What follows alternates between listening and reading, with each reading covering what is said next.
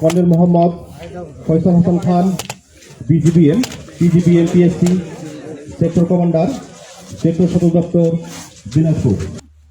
বর্ডারে বাংলাদেশ সীমান্তের অতন্ত্র প্রহরী হিসেবে দেশের সার্বভৌমত্ব রক্ষা, সীমান্ত সুরক্ষা, চোরাচালান প্রতিরোধ, মাদক, মানব পাচার, অস্ত্র পাচার এবং আন্তঃসীমান্ত অপরাধ দমনে নিরলসভাবে কাজ করে যাচ্ছে।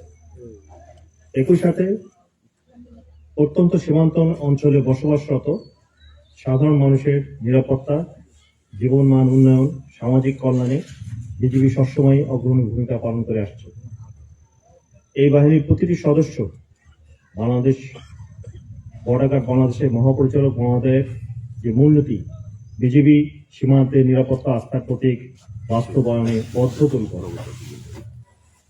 আজকের এই শীত বস্ত্র বিতরণ এবং বিনামূল্যে চিকিৎসা সেবা প্রদান কর্মসূচি সেই ধারাবাহিকতারই একটি অংশ। সীমান্ত এলাকায় বসবাসরত অসহায় ও দরিদ্র মানুষের মুখে সামান্য স্বস্তি এনে দিতে পারা আমাদের জন্য গর্বের এবং গৌরবের। আমরা বিশ্বাস করি জনগণের প্রতি এই মানবিক সহায়তা তাদের দুর্ভোগ লাঘবের পাশাপাশি বিজিবি এবং স্থানীয় জনসাধারণের মধ্যকার আস্থা এবং সম্পর্ক আরো সুদৃঢ় করবে।